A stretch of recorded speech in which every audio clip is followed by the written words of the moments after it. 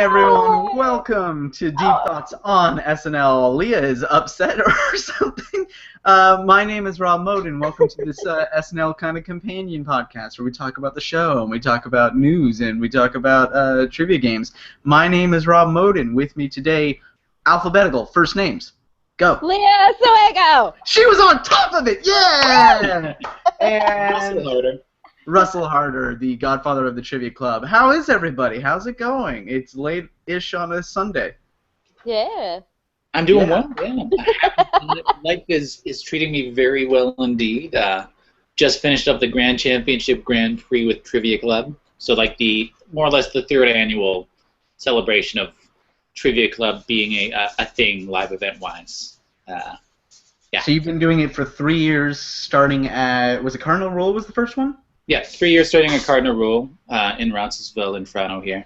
Mm-hmm. And that was the first one, and it's grown into 2 other locations that I'm currently doing a Trivia Club at. Both more than a year old now, plus extracurricular stuff, as I like to call it, with like the SNL Fantasy League for most of that too. Yes, and we'll be talking about that because you teased some stuff before the podcast, and now I'm very excited. Leah, how are you? It's actually not that late over there because you are on West Coast time. Yeah, I'm going to trivia after this, so... Nice! Yeah. What was that? I don't know. I was going to hope it passes, and I think it did, so... There was a motorcycle outside, don't worry. Yeah. How did it sound like a hideous beast that was going to swallow you whole? That was all-encompassing. I was expecting something to grab somebody, and drag them off. Like the bowels of hell had come to rise. Yeah. Is that the new apartment for you, Russell? Have you moved yet?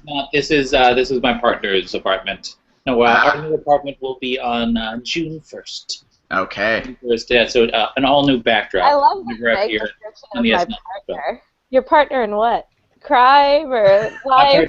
Crime, playing games. Vigilantism. Vigilantism, exactly. Nice. And pizza eating. We just enjoyed some pizza. Yeah. So glad we get to watch you eat pizza. Thank you for finishing that before the episode started. Thank you. It just makes me look more interesting. Snack. Yeah, it also means your mouth is full, so it takes you a few seconds to respond. Whatever. It's all cool. But you're moving. I just moved. My apartment is not unpacked. Whatever. Changes is happening. Yeah, I now live in a mental institution. Right, I was wondering about the white walls. What the hell? Wait, now? Well, I mean... Just now? Off and on. Yeah, it's been a long time since I've talked to you, Russell. Jeezy Louise. It's true. How you doing? How's life? Yeah, it's all right. I'm here, you know. They give you snacks. It's pretty good. Keep you well fed. Yeah. Spray you with a hose every couple of months. Yeah. Every couple of months, yeah. How did everybody find the episode of the show that we are here to talk about? It was Scarlett Johansson. It was season 40, episode 19. It was a success, maybe? Leah, I believe you said that you did not enjoy the episode overall. I would go out on a limb and say this was my least favorite episode overall. I mean, there was a couple of good Chris Rock? sketches. Chris Rock? Oh, I forgot about Chris Rock. We can never forget about Chris Rock. Yeah, I don't know. Yeah, it left me a little cold. But there were some stuff I enjoyed. I really liked Weekend Update. I thought that was really good. They did have a lot of fun going back and forth in Weekend Update, which was nice. Interacting a bit more. Yeah. It's the first time I looked forward to Weekend Update. I realized just as it was about to start, and then it actually kind of paid off a little. I'm kind of on board with Jost and Che now. Yeah. They're rounding right into shape for the end of the season. Hopefully I don't know if overall it's more of a Stockholm syndrome than anything, but I don't know. It's just taking you hostage. Yeah. Well, they're not going anywhere. Might as well get used to it. Jost is very, very timidly trying to hold me hostage, and Che keeps on messing up the commands that he is telling me. He tries to get me to read like a ransom letter, but he just keeps stumbling over words. So there you go. Topical. No.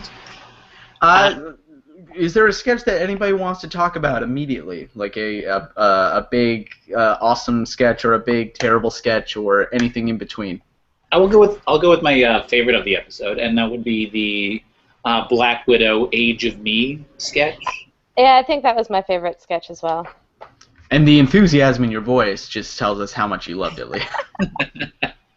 No, so it was so I think it was delightful. okay. Yeah, it was so delightful getting I to also enjoyed it. see shitty female comedy movies. Because it's true. I love that they made Thor gay. They needed to have like the sassy gay friend in Thor. I love that he had a bow tie as well as his regular costume. And glasses. Exactly. Bow tie and glasses. Yeah. Russell, as a bow tie enthusiast, what were your thoughts on Thor's bow tie? It didn't look like he tied it to himself, which was a disappointment. Clip-ons are the wannabe man's bow tie. You know, you got to put that effort. Can you tie a bow tie? Can you tie a bow tie? Oh yeah, I can totally tie a bow tie. Really? Yeah. I think at this point, Russell has worn bow ties to trivia for like 3 years. If he didn't know how to tie a tie, it'd be the greatest lie ever pulled over anyone. Exactly. I mean, I have clip-on bow ties because I quite like bow ties as well. But I tried watching a Google video of a Google video, a video on the interweb on how to tie a bow tie, and it. Well, the reason why you couldn't find a video is because Google Video has stopped existing since 2007 or so. Oh my God! Really? Googlevideo.com. The immediate call out and then just sarcasm post-haste. This is our dynamic, me and Leah forever. Yeah, man, I miss out when I'm not on this all the time. Mm-hmm. You have. What was the last podcast you were on, Russell? Last season? I think you might have been on the premiere this season. Yeah, that makes sense. Premiered this season, or the finale last season, like announcing the winner and everything. Right. And obviously the podcast has improved. Yes. Is that true? Leaps Yeah. and bounds. I was making a joke, but then nobody laughed. So You're being facetious. Yep. When No, Trivia you're Club, kidding. It's funny. when Trivia Club starts getting poached by Space Channel, I mean, or the Sci-Fi Channel. We are not associated with Space Channel. have to make that clear. He is referring to this other podcast I do now, not associated with Space Channel. We plug them, and we plug BBC America equally, but we are not a Space Channel production. Black Widow. Yeah. Good sketch. Solid sketch. Good commentary. Good commentary. Guys, I mean, Marvel has some issues, and I think we should just talk about them for the next hour or so. Exactly. We could actually turn this into a Avengers Age of Ultron podcast. Don't you start with me, please. I think we have opposing viewpoints on it too. Oh, we're both kind of negative on Ultron? I enjoyed it. Brian came out afterwards and immediately said it's better than the first one. And having watched the first one again yesterday because it popped up on cable, he is wrong, and he is not here to defend himself, so I don't care. But the Black Widow thing, it was a solid idea for a sketch. It kind of was a little predictable as it went along, but there were nice little choice bits. I loved the "I'm sorry" written in fire. I cracked up at that. Yeah, I really did. It was pretty great, and for some reason Cecily Strong going like, I wouldn't want to be his boyfriend while doing a news report, which is the kind of contrived thing that perfectly fits a romantic comedy. I don't know. I enjoyed it. Yeah, sure. Why not? Okay. Good execution. I'm looking through the sketches that I also loved the Baltimore Orioles baseball sketch. I think that was going to be my second choice for my favorite sketch because I thought I was chuckling. I had a good chortle. It was very much in the vein of that. There was that sketch that was cut about Ferguson. It was like a morning show in Ferguson the day after the riots, and I think we talked about this before. Where basically like it wasn't a great sketch, that one, but because it was kind of a weak episode and it was put on YouTube and kind of discovered over the next week, I feel like a lot of people thought it was great. I thought this one was better and deserved to be in the television episode. I laughed at the kiss cam. I laughed at how knee and growth got put together. I don't want to say it. Yes. I laughed at the Toronto Blue Jays reference. That the Baltimore got beaten by the boys in blue. They're not called the boys in blue. Why did I even say that? Yeah. I don't know why I even said that. Yeah. Is anyone checking this copy? Even Keenan. A lot of great one-liners and a great execution on that concept of just like, wow, why are we saying this? Wow, oh man, oh god, oh, is it hot in here? Yeah. Yeah. Even Keenan was solid. I didn't even mind Keenan. That is Danimum with faint praise. There you go. Mm-hmm. I mean, Leah, if you want to jump in and defend your boy here. He's my boy too, actually. He's on my team. He's on my team. I don't. That's not the same as. Makes me so mad that you drafted him and you don't even like him. It's so wrong. You're wrong, sir. I don't necessarily You're wrong. dislike him, and he's grown on me this season. I'll be honest. Because he's on your team. Yeah, I think we understood him from a points perspective too. This is exactly what's happening. Yeah. Yeah. But I love that, and I loved Blazer. Another. Blazer was great. Blazer was great. Yeah, that was fantastic. Again. I loved, because I think I picked up on it just a little bit before the audience, but like there was the one part where he's like going towards the door and he punches a black guy, shoves a white guy aside and punches a black guy, and you can hear the audience suddenly click into what the joke is. Oh, yeah, yeah, exactly. Yeah, I think like I realized. Well, you know, I was watching it with my friend, but I was like, is he only punching black people? Because when he goes into that room and he's like, oh, a bunch of thugs, but there's only one black guy in the room and he punches him, and I was like, but your friend accused you of being racist, and then you got proven right, and he got proven to be the racist caller. I don't know where I'm going with this, but he didn't call me racist. Okay. All right. I did shoot it down. No and fine, whatever. I did. I was gonna give you an do not add me in your racism. Yeah. I did also love what I assume is a real outtake being tacked onto the end of Taryn tripping and falling while jumping over rooftops. Yeah, it was fantastic. I really did like that one. Actually, when he did the 1 foot steeple sort of jump, I was like, I'm impressed he didn't fall down. They're right there to correct you. Yeah, but yeah, exactly. it was great. I liked the little escalation at the end of. It was kind of disappointing when it seemed like they were explaining the joke. Although I actually kind of liked the topicality of tying it into vest cams on police and the idea that he edited this all together and put it on YouTube. Yeah. But then added the sound. Yeah. Then the doubling down of Beck Bennett's character being fired for basically encouraging it. Yes. Yeah. Yeah. It was pretty great. Yeah. Other than that, I don't know. The sketches that worked for me really worked. There were a couple more, but was there anything that people overly liked or overly disliked that we haven't gotten to yet? Oh, come on. The dinosaur sketch. Oh, what the fuck was that? We're gonna talk about something that will be probably the strongest dislike, or even people coming out to defend it. I think that'll be the sketch of the year that people go yeah. What is this bullshit? What is this bullshit? Come on.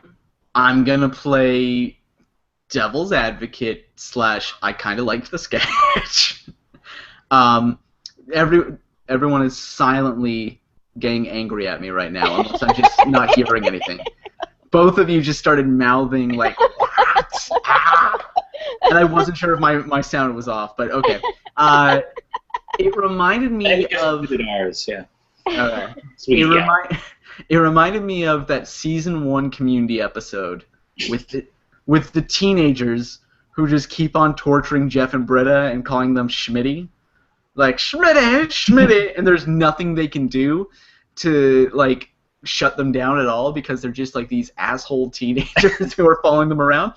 In the same way, I saw so many people hate that episode because they found the characters so obnoxious, but that means it worked because those characters are just true enough to life. Just true enough to life. No, there was nothing behind the skit. I mean, it ends with some cop out of him. I'm gonna start welling, and then he just like. I mean, they had no. Yeah, exactly. I think that if you're gonna be angry at an SNL sketch for not having an ending, then we're gonna have to go back and cover every single SNL sketch in almost all of history. So, although I will say, like, that's one of my bigger problems with this sketch. It wasn't necessarily the wilding because that was set up, but the fact that like half a second before the end, it's like, oh no, I don't know her. It's like, oh come on, just like if you're gonna go 100% into it, like don't be like, oh no, this is just randomly two people being annoying. This, you know. I wasn't too bothered by that. I kind of liked that as a mini little twist. I did think there was weird.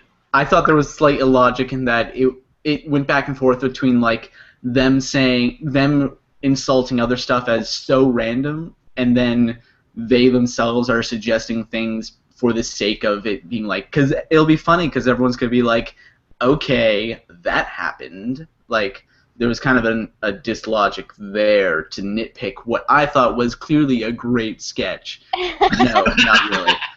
Not really, but I feel like I'm way too. I'm just taking a contrarian opinion because I didn't hate it as much as the internet did. Oh, and yeah, from seeing stuff on the internet hated it. Yeah, because it was hate-worthy. I saw. If there is such a thing as hate-worthy. Is anything hate-worthy in life, Leah? Is anything actually hate? We should all just unicorns and gumdrops. Get along. I did see a brother-sister pair of going like, or just parroting back and forth.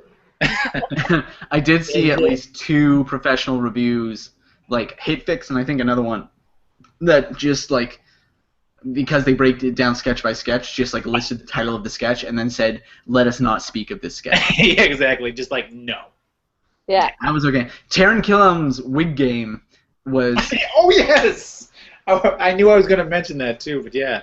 That was one of the things that bothered me. I'm on your side. Like I kind of. Because it was the physicality he added. I felt just because the sketch was so dull as it was. I loved in concept that he was so happy about the wig that he was like putting movement into every line just to make it flop, but it was so distracting to me. I guess I'll play the contrarian on this and say that was probably my favorite part of such a weird sketch. Well, apparently that's a low bar to pass. Doing his favorite Justin Bieber flip. Mm-hmm. Yeah. Yeah, I mean, Vanessa Bayer was probably my favorite part, and that's not saying much because we all know about my strong feelings for Vanessa Bayer. Just the like, no, shut up. Just very strong. It was great. Yeah, because it's exactly what I was thinking. Please, shut up. She said what we were thinking. Yeah. Yeah. Please make this stop. Do we want to stop by Update? Because actually I thought Update was pretty strong. Yeah, I thought Update was great.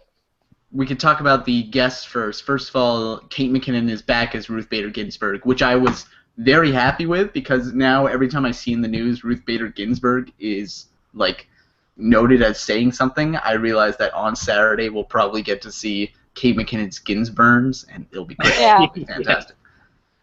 I'm trying to find some quotes. Grim Reaper came for me once. I punched his lights out and I stole his robe.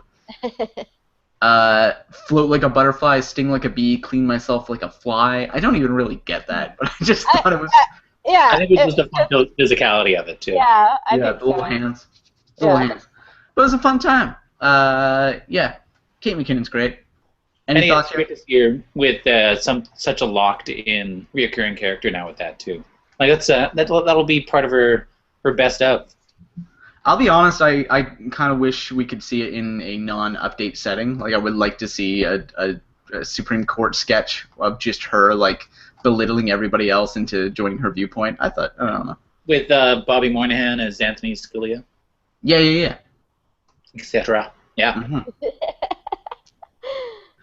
There was also Charles Barkley and Shaquille O'Neal, played by Keenan and Jay Farrow, and I only want to see Charles Barkley in the context of sitting next to Shaquille O'Neal at this point. That Keenan character is raised so much when Shaquille O'Neal is around. Also, is this Shaquille O'Neal impression based on like a publicly known trait of Shaq's that I don't know about? Because I saw Kazam, and it didn't seem like this weird. It has nothing to do with I think that's part of the comedy, is it has nothing to do with Shaquille O'Neal. There's nothing about it that's accurate for him. If you watch like NBA, I think they're on NBA Countdown on TNT or something like that, but like he's always been known to be a bit slower just because he sounds like mumbly. He's a big mumbly guy. So adding in the crossed eyes, which is probably like a slight trait, which of course you extrapolate. Wait, Shaquille O'Neal is Shaq, right? Yeah. And he was on Justin Bieber's roast, or was that somebody else? That was Justin Bieber. Yeah, he roasted Justin Bieber. Did you think two famous basketball players were named Shaq? Yeah. And Shaq is also Kazam's not a person, right? That was a character he played. Yes. When he was a genie. He's not really a genie. This was the Space Jam era of at least those two movies starring major sports figures in leading roles. But Shaq really is a genie. That's a natural thing. So he's not actually a genie, is what you're saying. Well, they put out the trailers and they said based on a true story. Okay, that's what I thought. Mm-hmm. Oh, actually, a fun Shaq fact with SNL. Shaq fact! Shaq fact! On the Kelsey Grammer hosted episode of SNL, he was a 2-time guest appearance. Like he showed up in 2 different sketches? Yeah, he showed up in 2 different sketches, not on anyone else's, but like not on like a Charles Barkley or MJ associated, but on the Kelsey Grammer hosted show. Oh, wait, hold on. Kelsey Grammer hosted SNL, or that Kelsey Grammer Presents sketch show? No, it was on when Kelsey Grammer hosted SNL. Wait, Kelsey Grammer had a sketch show? Do you not remember the Kelsey Grammer Presents the sketch show? No. What the hell is that? You're making this shit up. No, I'm not. After Frasier ended. Follow me on a journey through mid-2000s. Okay. Frasier has ended. Mm-hmm. Kelsey Grammer gets a Fox television sketch show based on a British sketch show called The Sketch Show, as far as I remember. It had Caitlin Olsen pre-It's Always Sunny in Philadelphia. It had Paul F. Tompkins.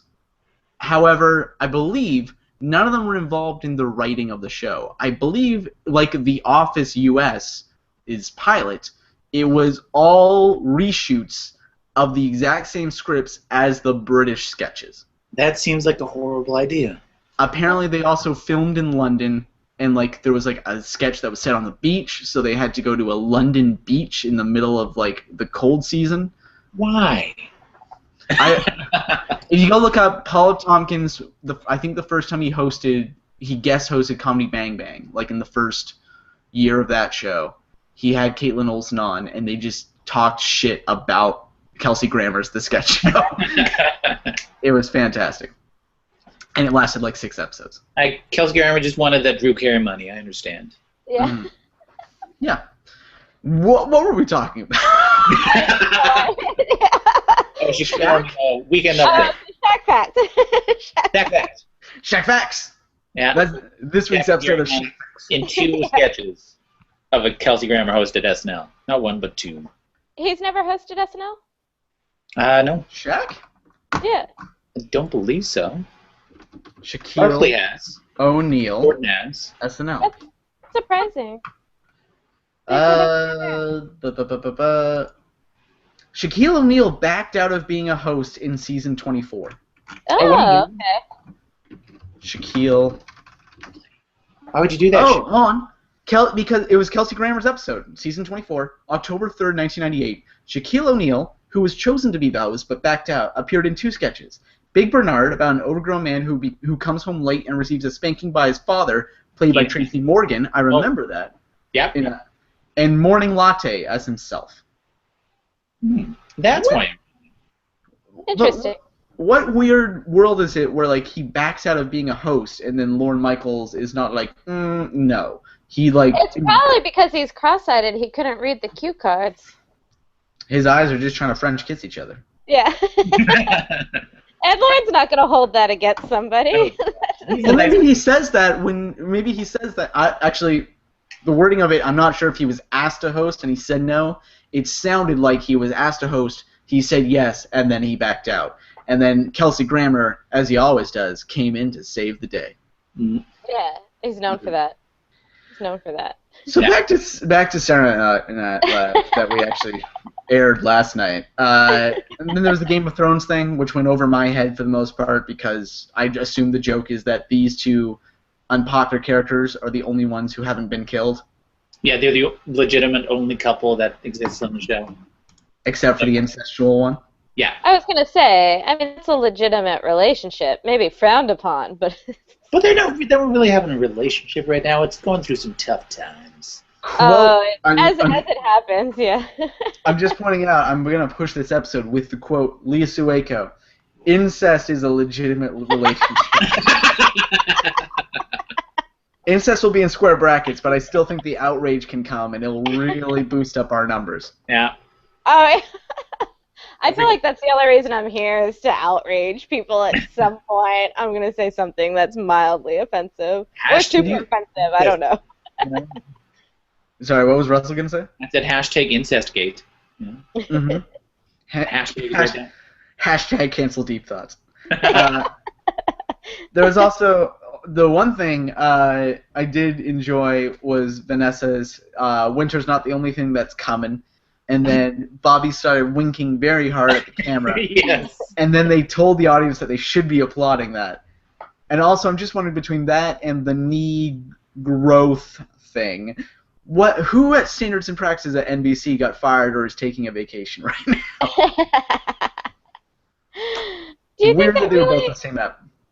I thought it was borderline. I thought it was, I was shocked that that legal would allow it to happen. Not being outraged myself. But winking? I'm pretty sure you're allowed to wink on television. Yes, it was the winking I'm talking about, Leah. The winking is obscene, and I don't want it on my television where my hypothetical children can see it. I mean, I feel like that's a personal outrage for you. I don't think that that's a common thing for most people. I have had a long-seated trauma related to winking that I do not wish to talk about. Who winked at you and hurt your feelings? It's more about why my father wouldn't wink at me. Whoa. Aww. Yeah, we got into some weird web. Incest is a legitimate relationship. Let's add it to the Deep Thoughts backstory that nobody remembers about or cares about. I have that backstory, like, it's down. I have it down. You have to set up the Wikipedia page, and then people will follow along. There you go. Why is there not a Trivia Club wiki yet? There was also some solid Weekend Update jokes. It was a long walk for Colin to just the line, everybody's already on board the gay train. But I appreciated it. I liked the ending of, like, if traditional marriage is leaving at this point and gay train is leaving at this point, it doesn't matter. There was also Abercrombie and Fitch's new hire after they removed the "you have to be attractive" policy. I thought was a great joke. Yeah. I think my favorite was the 6-year-old meat. Yep. Turns out a school has been serving 6-year-old meat, which raises the question: where's Tyler? Tyler's not even real, guys. Come on. And then a shot of the cutest little kid you could ever meet. I've seen cuter. Wait. Going down Rob winking with his phone. No. Expand on that, Russell. How many cuter children have you seen? Wink. Now I'm gonna have a problem with winking. Oh. And then this ain't no damn museum for the slavery museum bit. That was funny to me. And the whole Bruce Jenner run. Yes, I just wanna be nice about this. Yeah, I think it was the denial of help from off camera, which was really nice. Mm-hmm. But they didn't cut back to Michael. But what bothered me about the Michael thing was when they did cut to him, he said, let's talk about something less disturbing. So he did actually, end up making an insult, but I don't think he meant to. But I was like, that's kind of a dick thing to say. Yeah. Michael Che being a dick. Exactly. No, I don't have much of an opinion. But I did like, it's not something that I can necessarily repeat, but having seen, we were maybe going to talk about in the news, but I did see the Live from New York documentary that is about to go into theaters next month.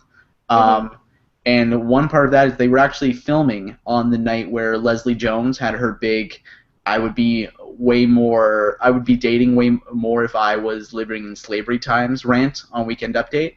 And so it was really fascinating to watch, like, her do that rant and, like, remember seeing the footage of, like, not only the audience reacting, but, like, people backstage, and then her coming off, like, triumphant because it actually, you forget, it played so well. And then they were also there to catch, in the next week, everybody, including Leslie, reacting to a lot of Twitter outrage, especially from the African-American community. So just that being on my mind, it was interesting to see how SNL kind of tackled having to be PC about a subject, because I assumed that it was, at least in part, something where they realized this is a major story, we do probably have to make some sort of joke, but everyone's going to be outraged no matter what we do. So I don't know what they're going to do next time that situation occurs. It's going to be interesting, but I thought it paid off this time. Yeah, I did as well. I thought it was a nice little... And it played well into Joe's personality. And you don't want to hear, somebody coming to terms with who they are and them being made fun of for that. Like, I don't want to hear jokes about that. We're all pro Bruce Jenner. Yeah. Sorry, go ahead, Russell. Oh, and I think, too, like you were saying, it played well into Joe's personality and allowed him to be less of like the Ken bot personalities he's got sort of like given a hard time for. Flustered Jost is definitely a good color on Jost. I enjoyed it.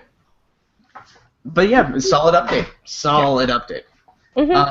What else? The boxing cold open, which I thought was just kind of fun and meta. And Ian Bryant, as Pacquiao. And then saying that it was because it was a pirated feed. It might be the first time SNL's actually gotten to do like the first joke about something. Yeah. Because they're so late in the week, they're always a week behind, and all the jokes have already been made about the big. Did they make a joke actually about the match? I'm being nitpicky about what you're saying, but I get what you're saying. But they got to be on top of that. Like it's usually like Saturday night sporting events, because they also got to talk about Kentucky Derby. Kentucky Derby, American Pharaoh. Yeah. It's nice when SNL can be timely. Yeah. Remember when that was a thing? That was also in the documentary, how it used to be SNL could be timely, and now it's like they're days behind of every other show. Yeah. But yeah, I thought it was a nice meta cold open. Russell, did you have another thing to say? Sorry. Oh, I no. keep interrupting. Okay. And then the monologue disturbed me. I did not. I'm tired of the singing. Once again with the fucking singing. Has there been one monologue this season without musical? There definitely has. I'm waiting to see if they force Louis C.K. to sing on the season finale. Yes. Scarlett Johansson, I don't know if it was on purpose. Not the best singing voice. Oh no. I feel like it was supposed to be her being funny, right? Because I was also thinking she cannot move at all. For somebody everyone considers like sexy, like when she was moving, I was like, that's a joke, right? She can actually move better than that. Like the dancing and the seduction kind of... I would not call that dancing, but like her wiggling around. The audio listeners are not seeing that this is basically my version of seduction dance. Is like kind of SpongeBob SquarePants. I'm going to have to ask you to stop because it's a little too much for me. Yeah. I think my feet's cutting in and out. I don't know what's happening. Then I actually really like... a seizure. I really like Right Side of the Bed. I don't know why. Like, it could be such an easy joke of, like, the host couple, like one of them is clearly gay, and I feel like they did this with Michelle Bachmann and her husband when they were more in the news a few years ago. Mm-hmm. But Taron Killam goes for it so hard that it makes me laugh. It actually, what I find best about this is that they really enjoy doing it. Like, the two of them, you can tell, are just having a lot of, like, last night, you could just see that they were really enjoying themselves. Like, they kept kind of almost cracking. Like, almost. They were almost there. It's one of those I like to see Cecily like that. Yeah, it's one of those sketches where they try to make each other laugh. They're like doing their the best to add those little tweaks to, Yeah. Like, 'Cause at I one feel- point when he called her, like, Stutter McStutterson or something like that, you stutterbug or something, and obviously that wasn't scripted. Like, she tripped over a line, and he called her a stutterbug. Like, it's cute. It's cute. I like to see Cecily like that because I feel like she can be very restrained in certain sketches, or maybe I just don't see her near the point of breaking. But like high energy Cecily is also very funny to me, not just Taron's character. Leah's messing with her microphone and making horrible sounds. I'm sorry. You're It's doing it on hot. purpose now.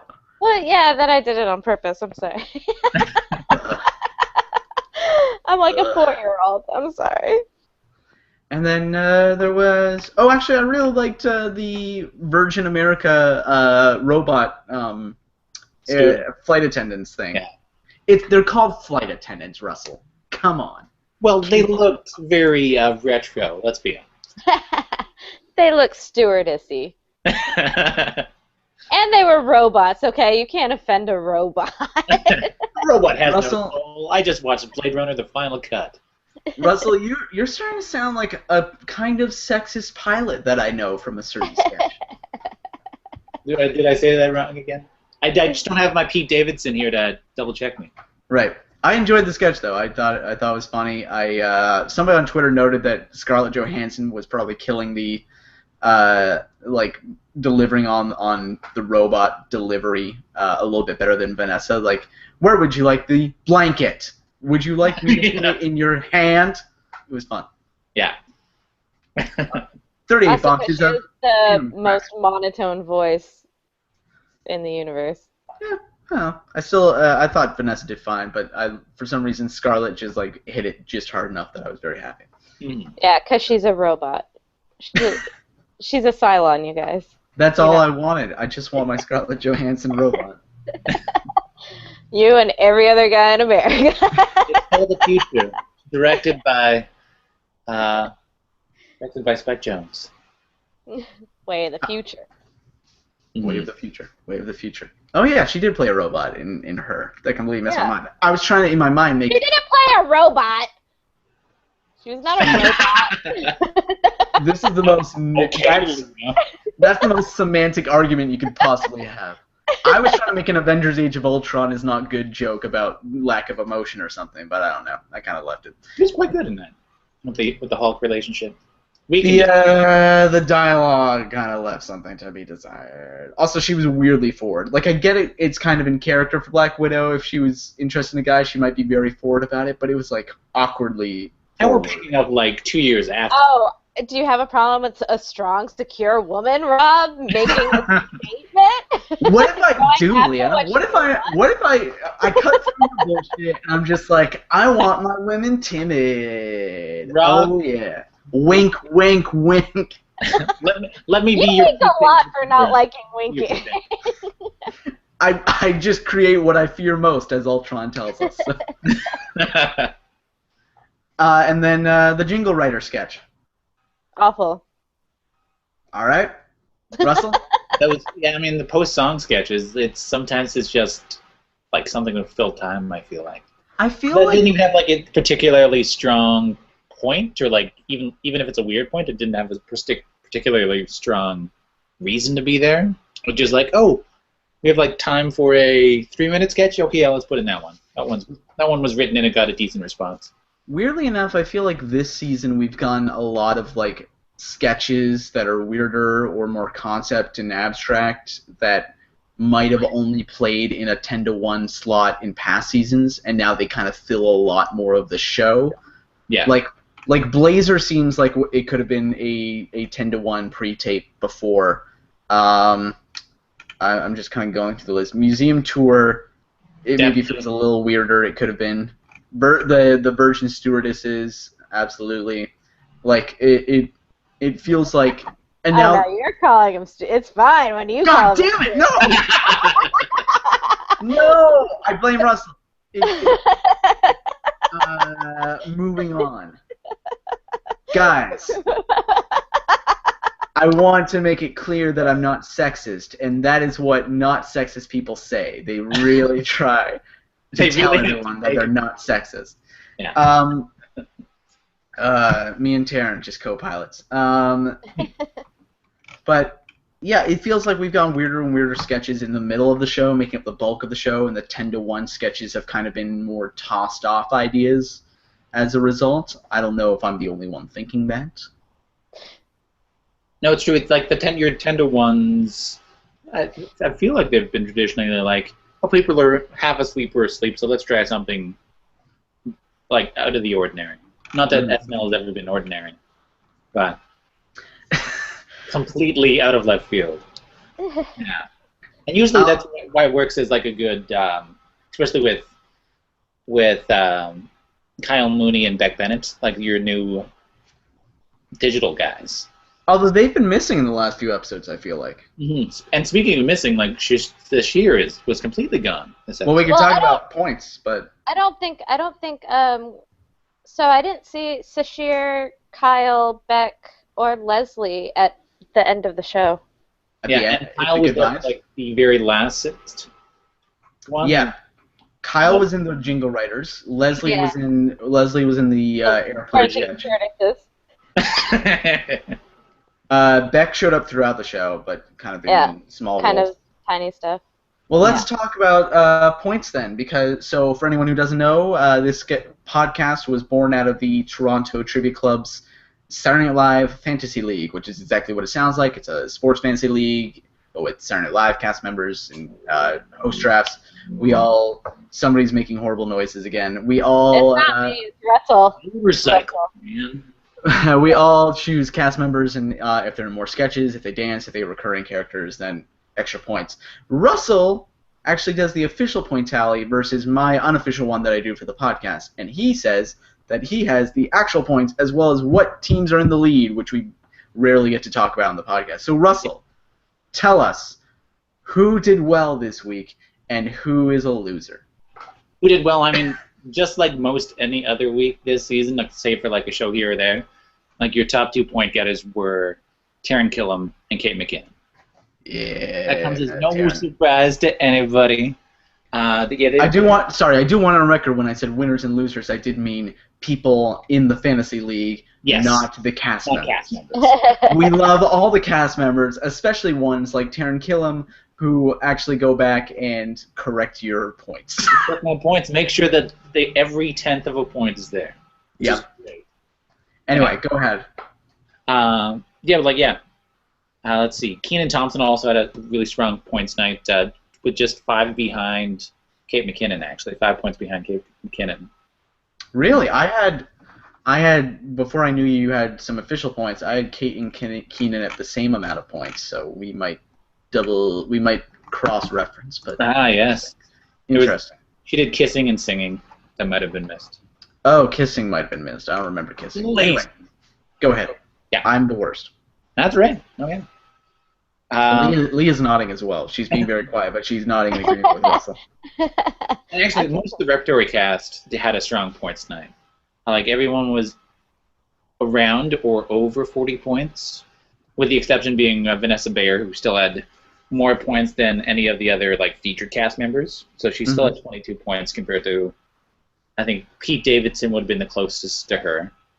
And Beck Bennett still had slightly more because he was just in more sketches. He's not necessarily doing a lot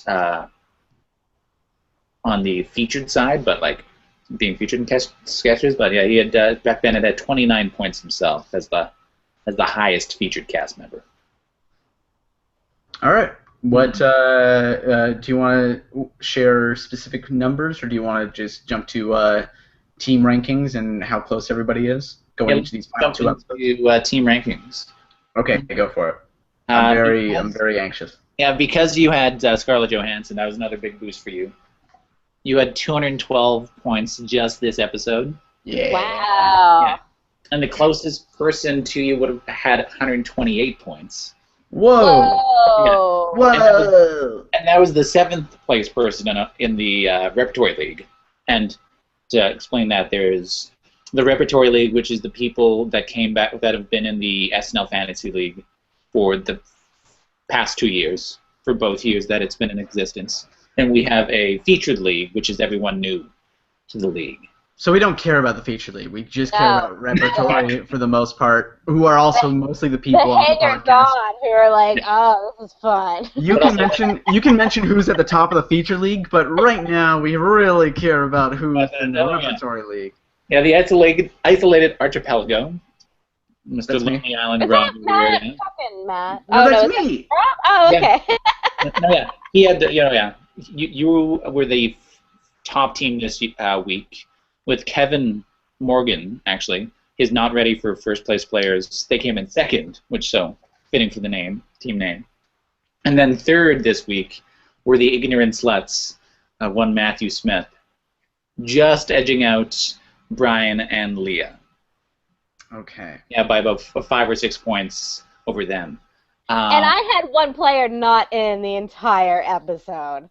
Exactly. You had one player, and you didn't do any song choices, and neither did Brian actually. So I didn't even know there was an episode. To be fair, you had 0 points for Sashir, but I think Russell, unless somebody doesn't show up for 3 weeks, it doesn't actually negatively affect anything. Right. So you just got 0 for Sashir. I only got 10 for Pete, so it's kind of not. Okay. Scarlett was. I got 10 by my count. Russell might have a different one, but Pete. Actually, yeah, well. he got 20. Wait. So when Cool. there's a player that doesn't show up, they get points deducted? If it's 3 weeks in a row. Yeah, if they disappear Really? that long. Yeah. Oh wow. Oh. It's never happened in the league, though, if I believe. Oh, okay. Your cast. I also don't think I would have gotten a Wiz Khalifa song correct because I have. You weren't ready to cry at that Furious 7 super sad song? It's the song that plays when Paul Walker's character, like, spoiler alert, they show him divert. He takes an exit off the highway while Vin Diesel keeps on going because he's gone now. Such symbolism, such beautiful symbolism. It's very sad. Actually, that was like legitimately when I saw it because it's like they're just on a road together and then he just branches off. Ask me how many Paul Walker movies I've seen. No, Russell. So who is in the lead? Back to the standings. I'll go to the overall standings for the season, in our chase for the Phil Hartman Trophy. Of course, in honor of Phil Hartman. Do you get to take it away from Matt, or does he get to keep that? We're gonna take that away from Matt if he loses the season. Oh, I can't wait for him to have that taken away. I want to be there for that to happen. Matt was in first place. He's been in first place actually, surprisingly, for most of the season. He's been good with his host picks, but I was right on his tail for a long time. Leah, let him talk. I want to find out if I'm winning. Doing right on his tail, but you're in 5th place right now. Sarah, who Rob knows well, she was past him, but she's fallen to 3rd place. Rob needed 103 points to pass Matt. 100 and 203? Wait, what? Like you needed 102 or 103 more points than Matt to pass him. In the overall standings, and you got 96 more. So you are currently in 2nd place by 6 points, meaning that Matthew is still in 1st place by 6 whole points. But the difference is 6 points right now. Yes. Yeah, fuck off. Yeah. So it comes down to, goddamn song choices might actually be. Song choices are important, everybody. Remember that. Damn Who's it. ever listening to this, no benefit. You don't know me. It's very You don't know important. anything about me, Russell. And this is without noting, too, that I believe we talked about it, and Leah still has a host, and so do I. And that could also, I need 120 points to beat Matt, and what would it be 114 to beat Rob. So it's still very much. I'm trying to remember how Louis C.K. scored last year. It was either higher than I expected or lower than I expected because he doesn't do dancing or singing. I think it was a little lower than expected. It was lower because he was one of the lowest points for the season because he didn't do dancing, he didn't do singing, he didn't do kissing, he didn't do swearing, he didn't do any, His episode was still great though. Other than be funny. It was a good episode. Being funny doesn't get us points in this league. It won't win me the Phil Hartman Trophy. And I've spent time building that thing. I want to take it to my new house. Right. I just won it out of Matt. Do you know the point differential between Matt from third place, like Sarah and Leah? Do you know those? Yeah. So let's not care about Brian for now. Nope. Brian's in. Brian would be the other person I don't want to win, to be honest. Brian's out of the top 5. He's not going to win. Okay. Yay. So here's the top 5 with realistic chances of winning. Not to be mean to any of the other players, I appreciate them taking part. But go on. First place right now is the Ignorant Sluts Matt's team with 2450. 6 points behind them in second place, the Isolated Archipelago. I've never even learned how to pronounce it. Don't worry. Rob's team. Yeah. In third place, you got Natalie Portman's Dry Cleaning, and she is 38 points behind Matt. Okay. 120 points behind Matt in fourth place is the $1 Billion Murrays. That'd be my team. And then... No reaction. Everyone wants the guy that created the game to win, right? Yep. Seems fair. And then in fifth place with 2275. So what is that? 175? Away from maybe 275? But you still have... In fifth place is the future Mrs. Randy Goldman. Yeah. And the great thing about this, too, is the Leah, your host pick was Reese Witherspoon, right? Yeah. So one of her prognosticated host picks is going to be hosting next week, of course. And then Sarah has CK? Was that it? And then I have Louis CK, yeah. But did you say Sarah has a host, or am I wrong?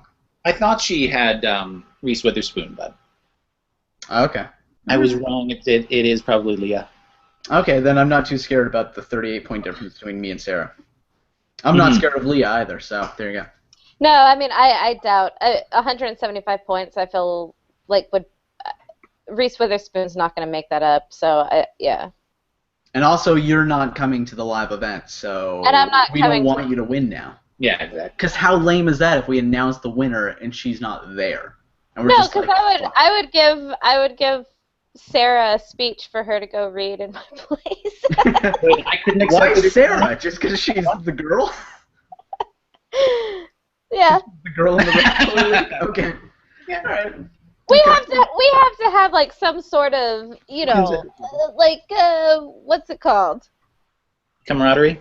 Yeah, there we go. I was really hoping neither of us would give her the word that she was looking for. Oh yeah. I was not. Yeah, just look at my hands. Just watch my hands. It displays everything that. It's like I'm juggling. We have a juggling act that we're really working on. You're juggling a bunch of words that you can't pronounce or think of. Yep.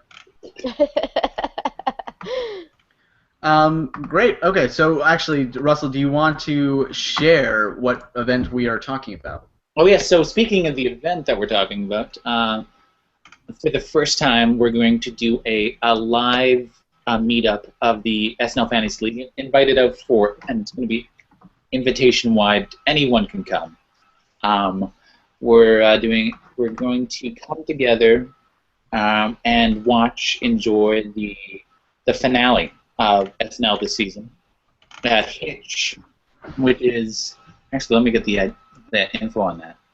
And theoretically do a live Deep Thoughts immediately after. I will try to keep it to a tight 1 hour because it'll be 1 a.m. when we start. But exactly.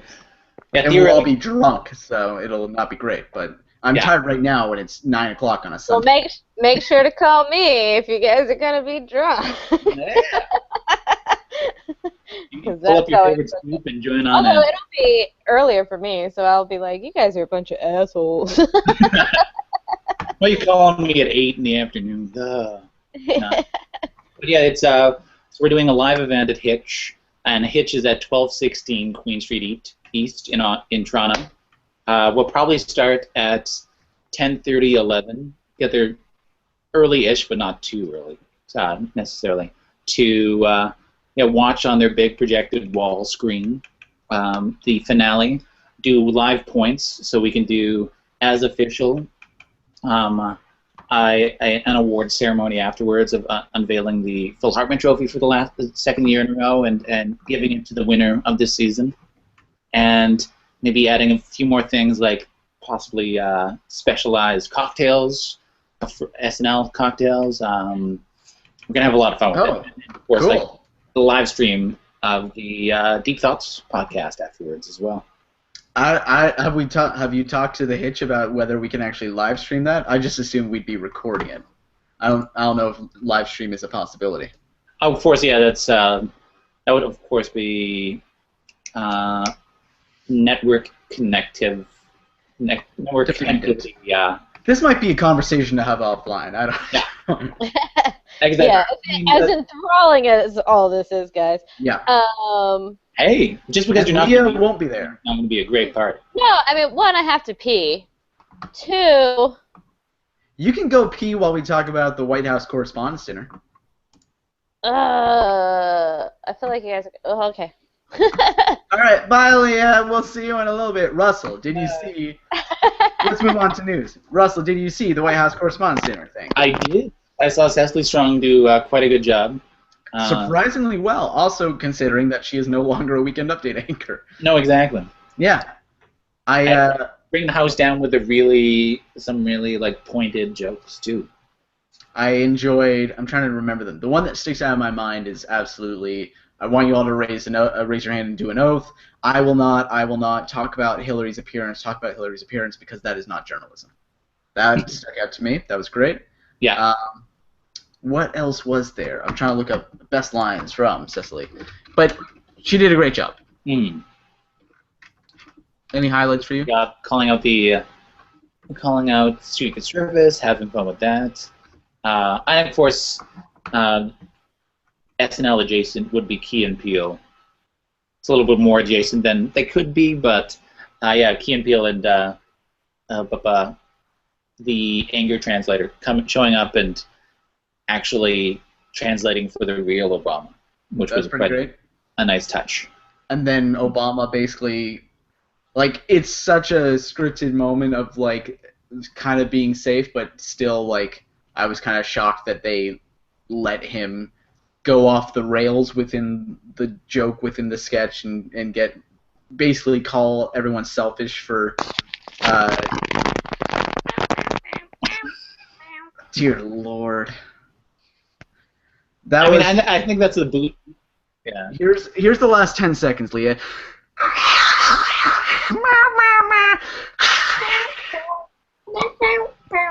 Are you doing me? Yeah. Jesus. We're I talking couldn't about hear you though. we're talking about anger translator at the White House Correspondents' Dinner. Do you see that, Key and Peele? Yes. Yeah, it was great. And I think that's the beauty too of being on your last term, so you don't have to worry about anyone calling you out on bullshit or being. Yeah. And he got to call other people on bullshit because he was basically like, "What kind of selfish, self-serving?" Blah. And then Luther's like, "Whoa!" It was great. I can't be here for this. This is too much. Yeah. Some of the best lines. Secret Service is the only law enforcement agency in the country that will get in trouble if a black man gets shot. Yeah, I think that was the applause / gasping break. Yep. A few of those that were great. Hillary's campaign is like Meryl Streep being asked to audition for something. Are you kidding me? You're making me have to go through this? You know I'm gonna win. Jeb Bush, by the way, Jeb is actually an acronym for John Ellis Bush. I guess he thought that sounded too elitist, so he way overcompensated. It's kind of like if Benedict Cumberbatch decided to go by Skeeter. And finally, on Obama, after 6 years in office, your approval rating is at 48%. Not only that, your gray hair is at 85%. Your hair is so white now, it can talk back to police. Oh, stop. Leah, is this the first time you've heard these? I only watched part of it. I watched the Key and Peele, and I watched the one about, I'm not going to tell politicians how to do their job. That's crazy. That'd be like you telling me what to do with my body. Yep. That, like, the whole Cecily thing was actually surprisingly strong. Like, I'm not down on Cecily or anything, and I would have liked to see her continue a Weekend Update, but she blew past my expectations entirely. Yeah. It makes you think, like, why didn't they allow her to go at this sort of full strength on Weekend Update? I wonder who wrote it. They usually, in the past, they've had, like, Colbert had his writers, Seth Meyers brought on Update writers. I wonder who wrote for Cecily's. Oh, like with Cecily, yeah. Yeah. But anyway, it was solid. I really enjoyed it. Any other news to talk about that we want to talk about? Any other big news? I don't think so. Yeah. We can move on to games. Everyone's favorite. Yay! All right. This being a Geek Love Network show, yeah, exactly. That's the idea. So you run a trivia club. It's a pub night thing. People go and they answer trivia clubs and bars. So over the Christmas break, I found a Saturday Night Live trivia calendar. And that trivia calendar not only has daily quotes and trivia questions about Saturday Night Live, they also have bonus trivia, so the box says. But the bonus trivia is unrelated to SNL or things that people would normally care about whatsoever. Or no. So I am going to, because we've had a sizable break, and even on top of that, I can't ask every single question because there's one almost every day of the year. I have a giant pile of questions here of actual SNL trivia, and then I have a smaller but still sizable pile of just random bullshit trivia. So what I'm going to do is I'm going to ask each of you a randomly selected question, and then after every person does a round, we are going to do, you're going to buzz in to try and answer a complete bullshit question. And then the bullshit questions are worth twice as much because I've just decided that now. All right, so Leah, let's start with you. I'm going to flip through this over and over, and you tell me when to stop. Okay. I'm just going to sit here for like 10 minutes. This is great podcast, and you are ruining it. Go. Read a goddamn question. All right. What? Leah, from the 2000s, also it's the question from May 1st, 2015. What Boston shortstop do Denise and Sully, the Boston teens, frequently refer to? This is also basically a bullshit question. This is incredibly hard, even though I've seen those sketches a few times. Shut up, Russell. You don't get to steal it from me yet. Can I steal? You can't steal yet. Leah, the Cubs go ahead. and the White Sox. The Cubs and the White Sox, a famous shortstop of a baseball team. Oh, wait. Oh, is it shortstop? Oh, fuck off. No, it's too late, Leah. Okay, Russell, you can steal just for bragging rights. It's not going to be worth a point. Okay, I'll be the Sam Levine on this then. Nomar Garciaparra. How the fuck do you know that? That is weird. Because he was the shortstop for the Boston Red Sox, and they're all about the Boston Red Sox. Out of principle, I'm happy you don't get that point. Go ahead. There's a reason that I'm a quiz master. Leah, saying the team is not the same as I didn't even say the team, though. I just said... You said the White Sox and the Cubs, which is like halfway there, both ways? Out of principle, I'm happy Russell didn't get that point. Oh, come on. I'm mad that you knew that. Russell, tell me when to stop. And stop. All right. Pick the slogan for the SNL product McSushi from the 1980s. Ooh. A. Look for the soggy arches. B. America's eating it raw. C, almost 2 dozen served. Ooh. Go A. Go A. I do like the sound of all of them. I'm going to go with A. Unfortunately, Leah steered you wrong. It's B, America's eating it raw. Russell, I've never won one of these. I've never won one of these. Russell, anything I say. All right. Sound of that, though. Come on. Let's randomly kick a bullshit question. Here we go. Who was buzzing question? Who was the first president to be assassinated? Buzz, buzz, buzz. Go. God damn it, Leah. Abraham Lincoln? That is correct. That is actually. That seemed too obvious. I was like, who the fuck was shot before Abraham Lincoln? I think a vice president was Hamilton or Hamilton. I don't know. Hamilton got shot after he was president, I think. Who's the Harrison? But he wasn't assassinated. He was just stupid and didn't wear a coat. I thought a vice president got shot or something. Hamilton's like Aaron Burr. The full trivia, which I could have selected something dumb like how many years ago did he get assassinated, or what day did he get assassinated. This is April 14th.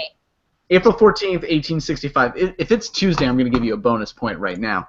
But 150 years ago on this date, April 14th, so in 1865, President Abraham Lincoln is assassinated on Good Friday by John Wilkes Booth. So it was a Friday. It wasn't a Tuesday. A Friday. They were at the theater, so I knew Monday wasn't an option. Oh, yeah, it wasn't a Monday. As we all know, in the 1800s, no theaters were open on Mondays. That was coarse and unbecoming. Mondays haven't been involved for centuries. There we go. So that's the first round. Nobody had. Oh wait, who said Lincoln? I have Lincoln. All right, you got 2 points. Russell, you got to catch up here. And if you don't, then we're still gonna play, even though it's pointless and worthless. All right, Leah, tell me when to stop. Stop! I said stop. Okay, I did when I heard it. You can stop yelling. If I don't know the answer, I'm gonna be so mad at you. How well do you know your Saturday Night Live commercial parodies from 1980s? Not well? Too bad. Pick the correct slogan for the SNL product Trans-Eastern. A, the only airline from an alternate universe. B, visit your favorite Asian brothels for less. Or C, you feel like you never left the ground because we treat you like dirt. B. I'm sorry, the answer was C, you feel like you never left the ground because we treat you like dirt. Sorry that happened to you. Russell. Russell, tell me when to stop. Quit drilling it. Ruck oil. What? Stop. From the 1970s, Russell, what chef played by Dan Aykroyd cuts the dickens out of her finger? Julia Childs. I'm sorry, the correct answer is Julia Child, no S. Boo. What? All right, Leah, should I give the point to him? Yes, It keeps the game going. Yes. Russell, would you have accepted Julia Childs if you were trivia master right now? I would have. Yes, he would have. He's not a Fine. dickhead. As long as it wasn't a finale. No, I still would have. You know. All right. I've gotten softer in my old age. Okay. All right. Here's a thing.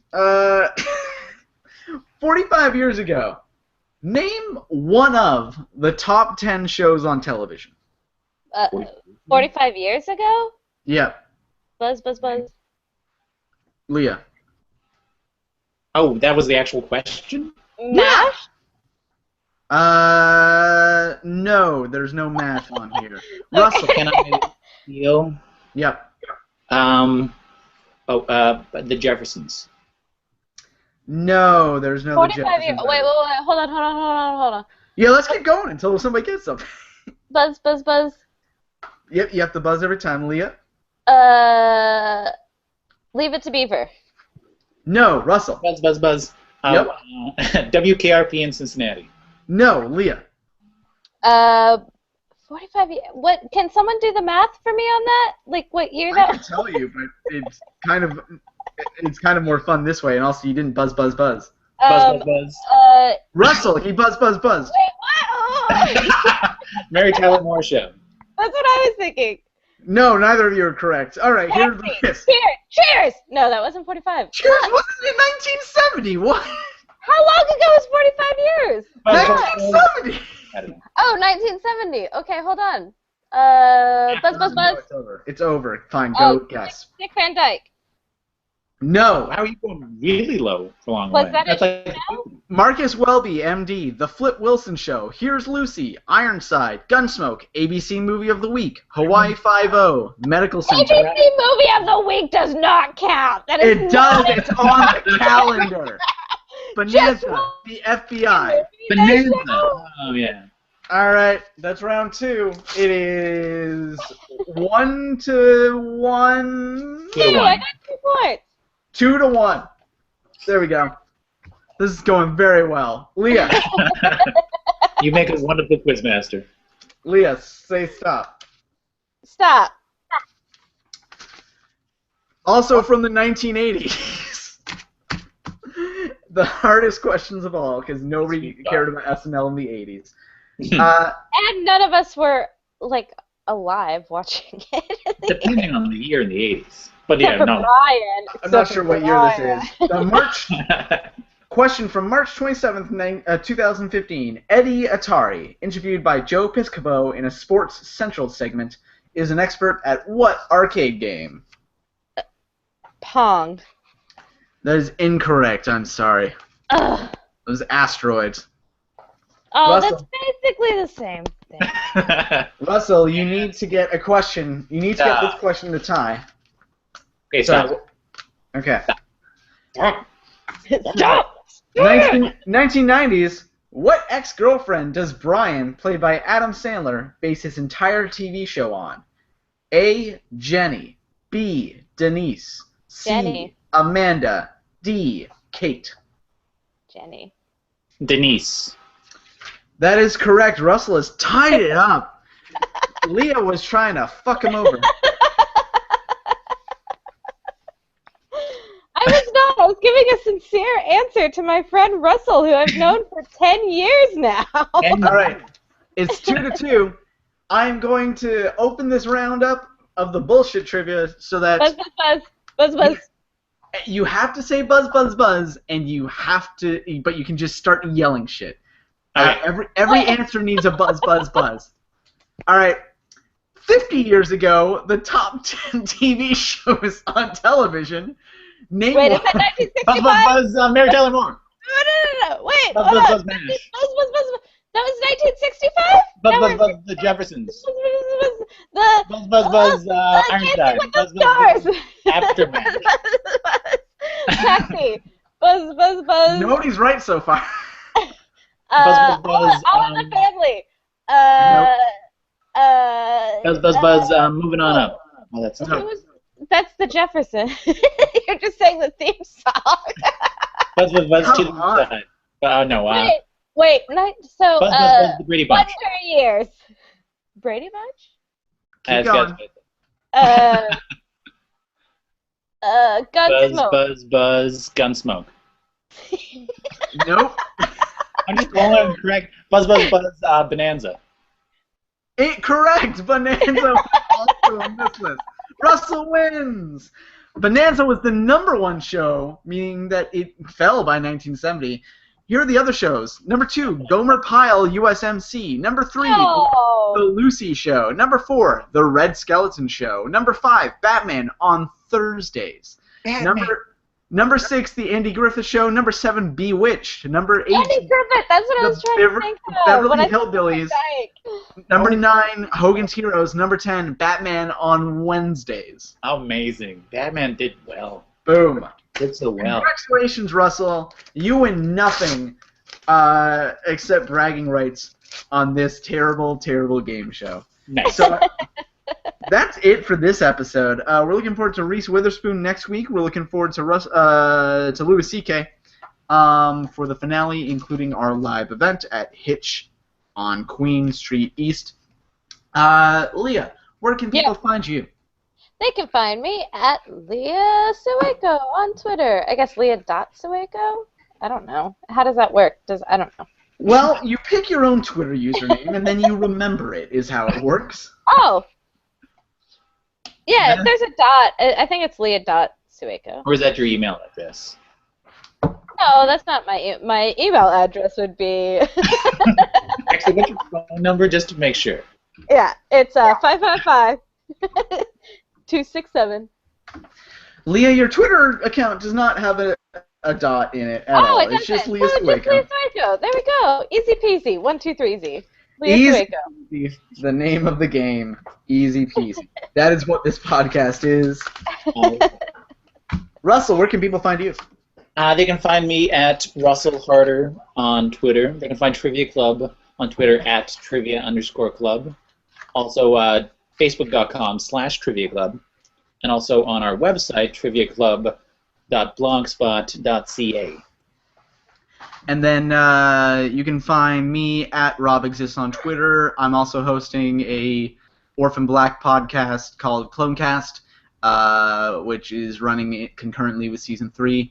And I think that's it. Also follow at Deep Thoughts SNL on Twitter, where usually Brian will be live tweeting and posting news and stuff, but he fell out last night because he was with friends or whatever. Oh, so yeah. I had to live tweet, and it was not nearly as popular. So there you go. All right. Also, thank you. of course. Oh, go ahead. Go ahead.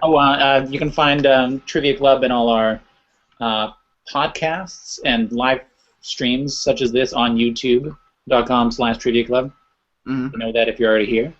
And you can find us on iTunes, both the Trivia Club Prime iTunes, still at the Trivia Club Network. I believe we still have the Deep Thought stuff there too. For now. Yeah, I think it's going to stay in that feed until end of season, but there's also the Deep Thoughts iTunes feed, which will start being the exclusive home to the podcast. Indeed. Yep. All right. Was there anything else? Did I cut you off? Leah? Not sure. I'm also live tweeting a feud I have with a neighborhood cat named Baby Meowser. Oh, really? Okay. How did this start? Well, things took a turn for the worse last week, I would say. Mm-hmm. He's just getting an attitude, you know? He used to be super friendly, and now he just walks past me like he thinks he's better than me! Mm-hmm. Mm-hmm. So, Does the cat have a Twitter or that you're tweeting at, or is it just like you're throwing these thoughts into the void? it's just me live tweeting randomly what interactions me and this cat have. And the cat's none the wiser. All right. Well, that's a good place. He knows. He knows. Oh man, I don't know if the decision to start doing these so late at night was a good idea or a bad idea. So I want to thank. Yeah, I want to thank everybody. We're gonna have a fun Reese Witherspoon podcast, and we're gonna have a fun finale, which will be even more sleep deprived, and we'll be drunk and exhausted. So there you go. Bye, everybody. Bye. Bye.